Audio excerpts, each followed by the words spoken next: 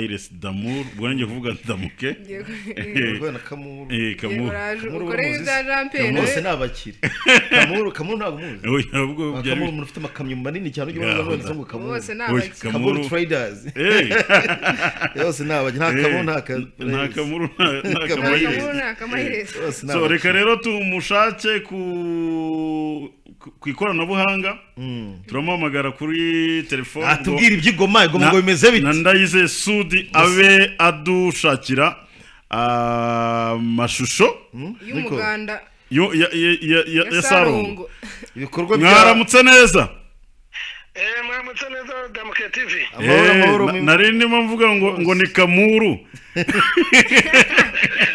Kamuru n'umukire mugenzi wawe bambwira ko ngo Kamuru nawe ngo ari umukire nta Kamuru nta Damuru Brandine ngo ntabwo yarazi yuko ngo urimwe mu bantu b'inkingi ya mwamba muri Rayon Sport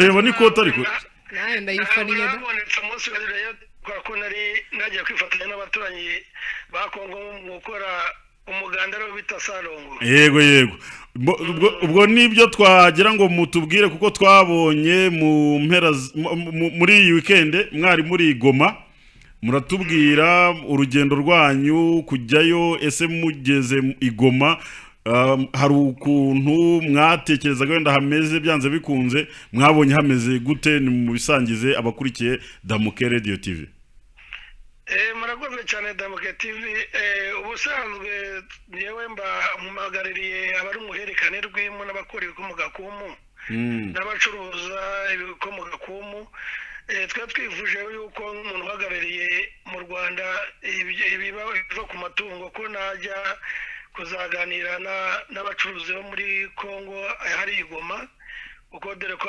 amatungo menshi bagira amabagiro ariko nifuza ko nabwo basaba yuko nazaza twakurana umuganda wo bita Sarongo ndabemerera ngombwa ko njyayo muri wa gatandatu bakora Sarongo bakora umuganda twebwe wacu twita umuganda ariko bo bawita Sarongo ubwo rero ndabibemerera aribwo twagiye kwifatanya aribwo nagiye kwifatanya nabo nakunze uburyo bakira abanyarwanda abakira abantu bavuye i Kigali ndetse n'ukuntu birinda ikira cyorezo kiriyo ukiva kuri akote y'u Rwanda nabo baragupima mugakaraba wagera kuri akote ya Kongo nabwo ugakaraba mwamara gukaraba bakabapima bakareba niba koko nta cyorezo ufite cyangwa se ubwo bafite ibipimo bagendera ku byerekeranye n'ubushyuhe ubwo rwose ndambuka neza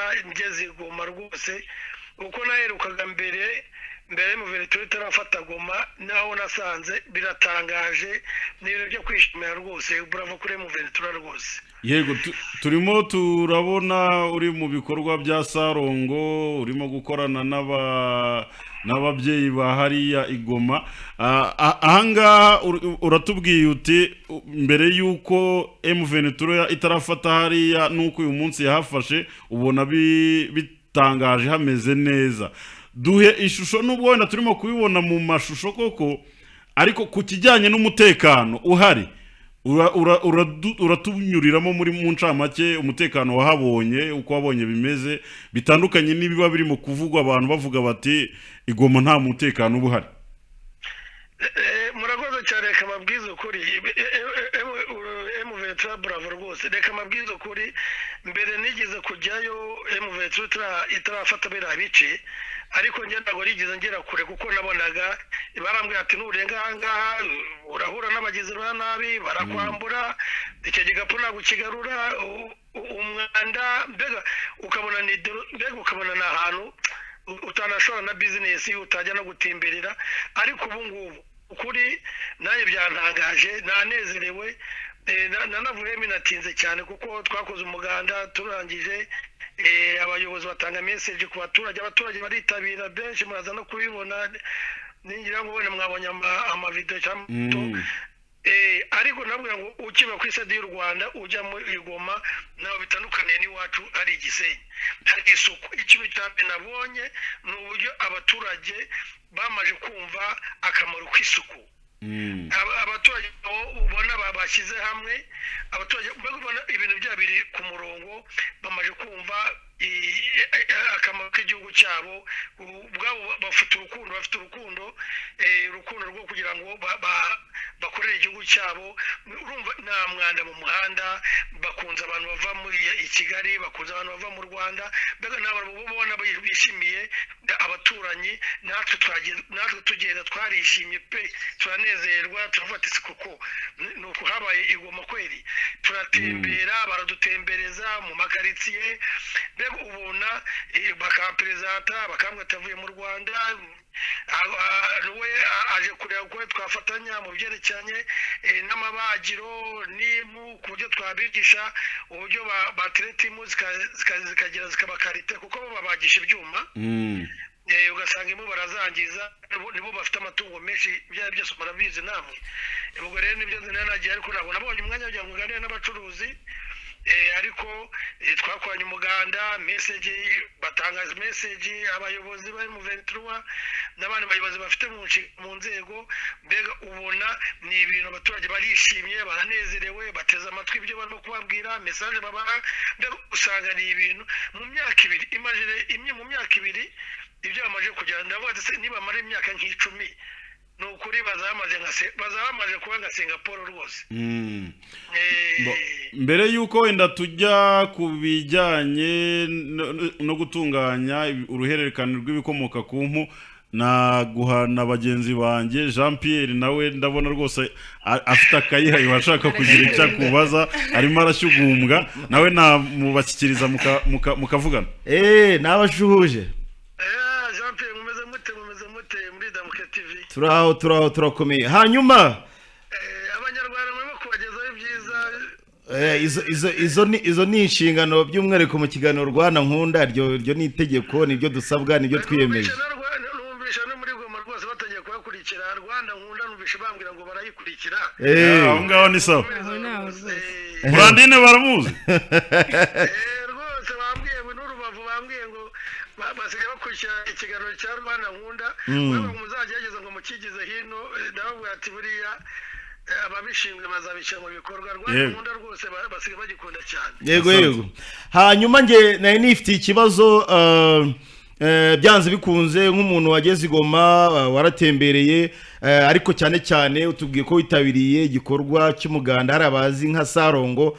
Ese nk'umuntu wari uri hariya wagerageje kuvugana n'abandi bantu batari hariya, bakubwira ko Goma yose yabituje, ifite umutekano kurusha aho wari uherereye honyine hari gukorwa umuganda, cyangwa se twabihuza nuko uri kuhavuga neza aho uri, kubera ko washaka kwashora nka business muri rusange?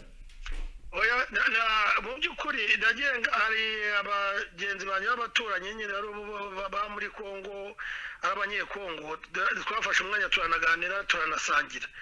Ndumva twaranambukanye tujya gusangira, twasangiye iwabo, tujya gusangira Igisenyi, ari Rubavu Prito. Ariko ikintu nishimiye nubwo bakubwiye ati nushaka dufate imodoka tugende mu bice ngo umuhanda bazabonagana, umuhanda baza Kamanyora, mbega aho bagiye banyeka imihanda tuyinyuramo, barambwira ati nushaka twafata n'umunsi wose tugenda, nta masazu cyumva, nta muntu wambura undi, urebye umutekano wabo uri hejuru. Kandi navuga ngo wenda ngo kwa kundi wumvaga ngo abasirikare bo muri Kongo ba mbere bamburaga abaturage, wabutamuye akantu ka ruswa, bo bari ku murongo.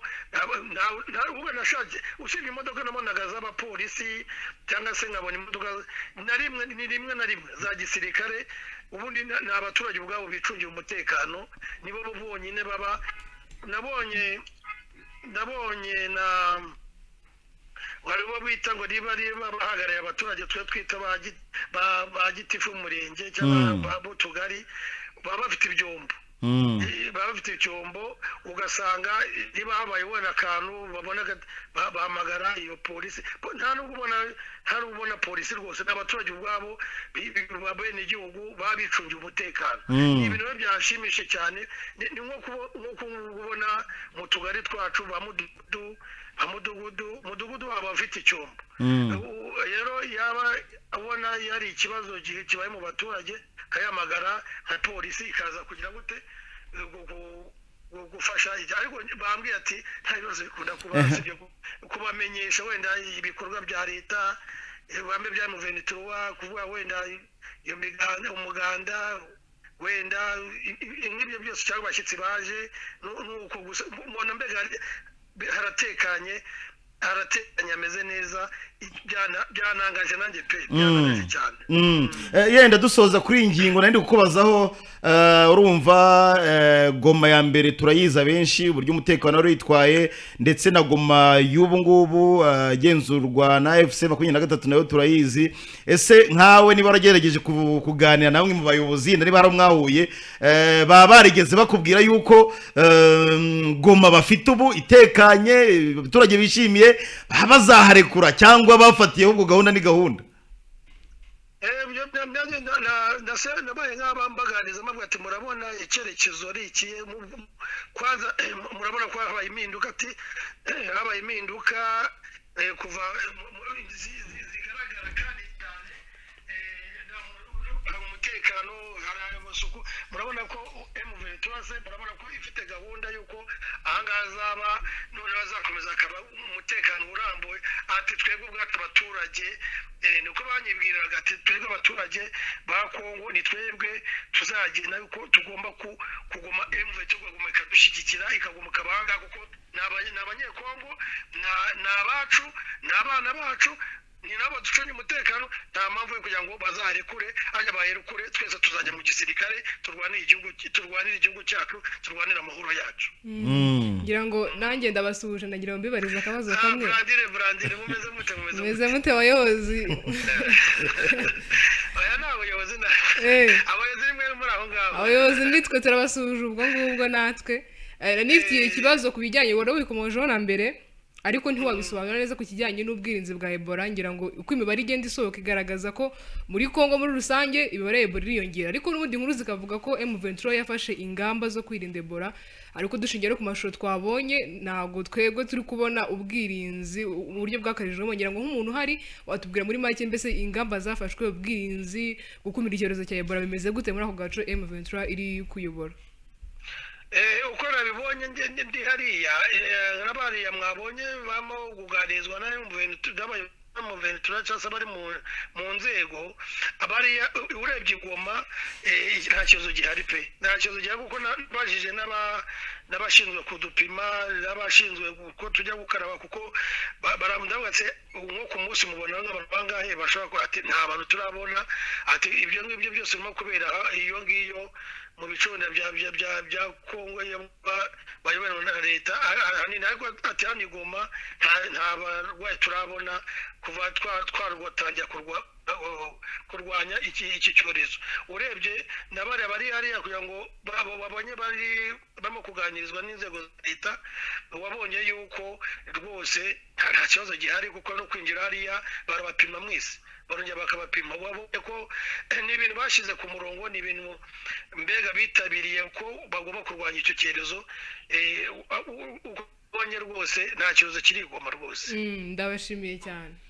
Yego dukomeza rero, ubwo twagaruka ku bijyanye n'icyabajyanye nyamukuru kijyanye no kwagura cyangwa se ubufatanye hagati y'abakora ibikomoka ku mpu. Ni ukubera iki mwahisemo kwagurira ibikorwa muri iki gihugu cya Repubulika Iharanira Demokarasi ya Kongo, by'umwihariko muri Goma? Buriya nta munyarwanda nta munyekongo, murabona ko twese dusa n'abavandimwe n'abaturanyi, kandi umurebye ahanini muri ya bice bya Kongo bigira inka nyinshi, kandi bakagira inka zimeze nk'inyarwanda za kera. Muri inka yarishije igira uruhu rufite pase, tuzaza kubigarukaho mu kiganiro tuzakorana aho ngaho, nifuza ko tuzakorana ikiganiro aho ngaho. Ariko bagira impu nyinshi ariko zikaza zidafite karite. nk'uko rwo mu Rwanda dufite impu zacu ari karite.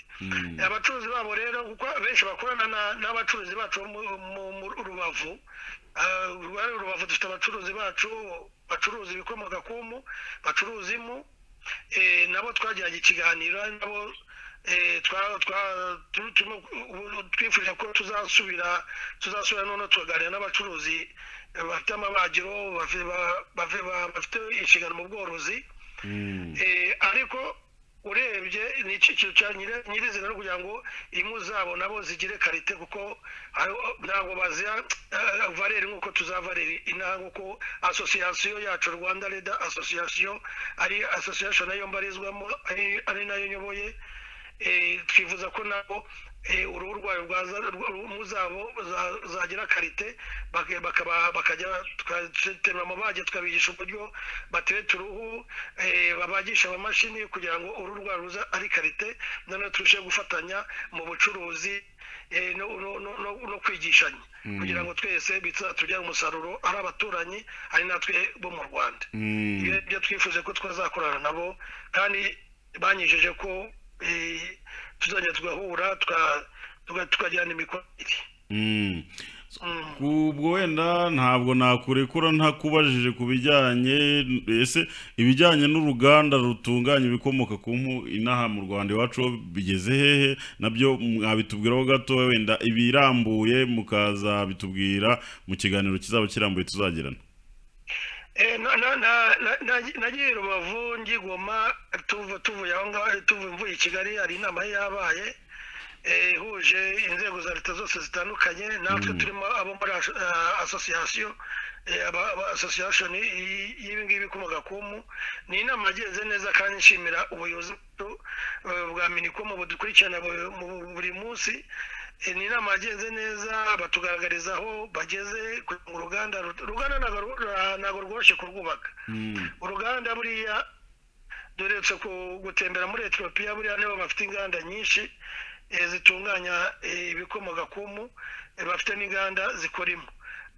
Uretse ko nanjye gukora impu nanjye ndabizi, kuko twari dufite uruganda aho nka Sodeparari, twakoraga impu nziza cyane. Buriya nk'uko umukuru w'igihugu cyacu yabivuze, buriya u Rwanda rugira karite y'uruhu.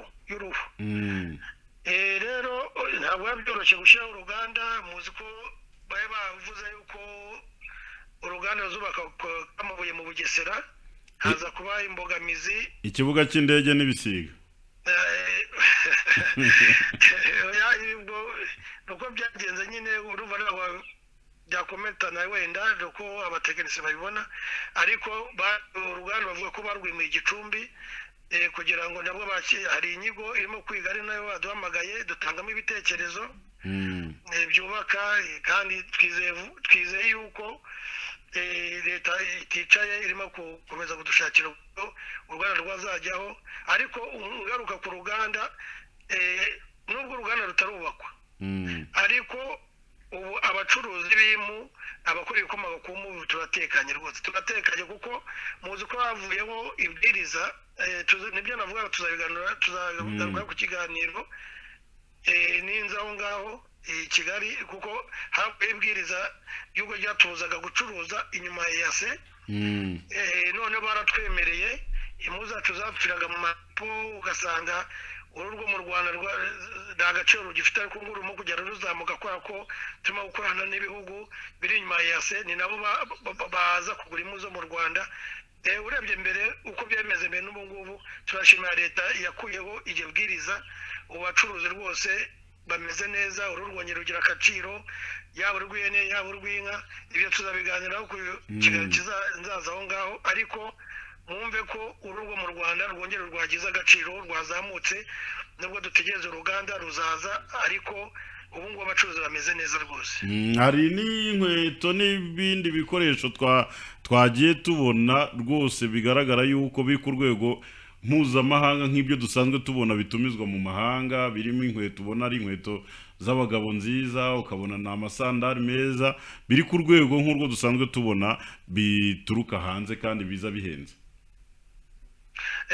izo ibyo mubona nibyo abanyarwanda bikorera, ni abanyarwanda baba muri association Rwanda Reda Association babamo, ntihabwa inshingano. Nicyo kintu nahise nihutira kugira ngo mfatije na bagenzi banjye, nshimira leta binyuze muri Minicom na PSF uburyo bamaze kumva ko iyi association igomba kwitabwaho igakurikiranwa. Twatangiye bituvuna bigeze barimo kutwumva, none barimo kudushyigikira. Izo nkweto mubona ahubwo ari n'imikandara, hari amashakoshi, abo ni abanyarwanda babyikorera, kandi si babandi bavuga ngo ni babandi bize ngo bafite ubumenyi. Dufite abantu benshi b'urubyiruko, tukagira abantu benshi bacishije amashuri, dufite abantu benshi b'abana batewe inda zitateganyijwe, nabo dufite abo bose nibo bakora ibyo bintu, kandi bakora karite nziza. Turimo kurwana kugira ngo tubone ahantu tuzadukura imu zirangiye, noneho twongeye ubumenyi, noneho tujye dukora inkweto. tuba no gushaka n'ikibanza kugira ngo tuba gushaka ikibanza kugira ngo aba bari mu ruhererekane aribo bazajya bakorera ibyo byose, noneho tujyane produit zacu ku isoko, turwanye cyane cyane duhangane n'ibiva hanze kugira ngo tuzibe icyuho cy'amadovize ajyanwa hanze. Reka tubashimire, tubasabe ko igihe muzaba mwageze Kigali mwazaza tukagirana ikiganiro kirambuye. Murakoze cyane, nshobora kuzagera ejo kandi Imana ibahe umugisha. Mu rwose mukomereze aho ngaho, mukorera Rwanda nkunda rwose, mukomeze mubishyize ku banyarwanda ndetse n'abaturanyi hirya no hino. Numvisha abantu benshi bayikunda ari i Rubavu rwose. Murakoze cyane. Icyo kiganiro cyanyu baragikunda cyane. Murakoze cyane. Nawe murakoze cyane Damuke TV. Ngira ngo murabyumvishe Jean Pierre ko Rwanda nkunda. Ikindi icyo twari dufitemo twibazaga kijyanye n'icyorezo cya Ebola, wumvise ko Brandine yabajije kutuvuga ko hariya rwose Goma aho M23 yamaze gufata, niba irimo kuhasekiriza ihazana umutekano, ubwo no mu bijyanye n'ubuvuzi byose irimo kubitwarira rimwe cyane. Uribuka ko mu minsi yatambutse aribwo twatangiye kumenya amakuru ko yaba abapolisi bari gucunga umutekano hariya batangiye guhembwa. Mbere bari batangiye bari mu gukora mu buryo wakwita ko ari ubwitange, yego, ariko ubu batangiye guhembwa. Nibyo nahoze mbaza Damoro, nawe niko abantu bari kwitwara nka leta bimeze bite? Hano ko bamaze kwidekarara, bashyizeho ngira ngo ngo bose gara abashoramari bashyize ibijyanye mu banki, abantu batangiye guhembwa, imiganda, inzego zarazubatse. Uko ubibona koko aba bantu uko bazumvikana leta Kinshasa bikundi. Narabikubwiye, uravuga ngo akantu bakabika ahantu, ndakubwira nti mu mboni zanjye ndabona AFC M23 abantu bazarekura ahantu bafashe gahunda yo kuharekura, cyangwa wababwiye ngo bavi Bukavu cyangwa ngo bafate hatoya n'abatazagira igihugu kinini vora, wababwiye ngo bari kuruvira bati rero byibura muzagumana aha. Urumva mwe kugira harindi cyane, nabasabye ko bongera bitwara nka leta, bongera gushaka uburyo Uvira bayigarura. Uribuka ko mu minsi yashize ariho hanyujijwe ibisasu na za drone zari zigiye kubarwanya Uvira, byambukiye mu Burundi bikanyuzwa, rero baharekuye kandi babishaka. Ni ukuvuga ngo ibigaragara bari abaturage b'Igoma baranezerewe, ntabwo abaturage bashobora kuza mu gikorwa nka kiriya cya Sarongo. Urumva ngewe ndashaka kujya kuvuga Sarongo, nkashaka kujya kumuhuza nawe wundi w'umuvuzi w'intangaha, urumva. Ariko ngarutse kuri uyu muganda cyangwa se kuri Sarongo yo muri Repubulika ya Demokarasi ya Kongo, bigaragara ko abaturage ibintu barimo babyishimiye. Wabonye ko Sarongo bayisoje bagiye mu nama, buriya ni naho bahererwaga ubutumwa butandukanye, burimo wenda ko abanyeshuri bagomba kwitabira kujya kwiga, burimo ko bagomba ugaragaweho n'ibimenyetso cyangwa se ukeka yuko yaba yarahuye n'umurwayi wa Ebola ashobora kwiripotinga akajya kwa muganga.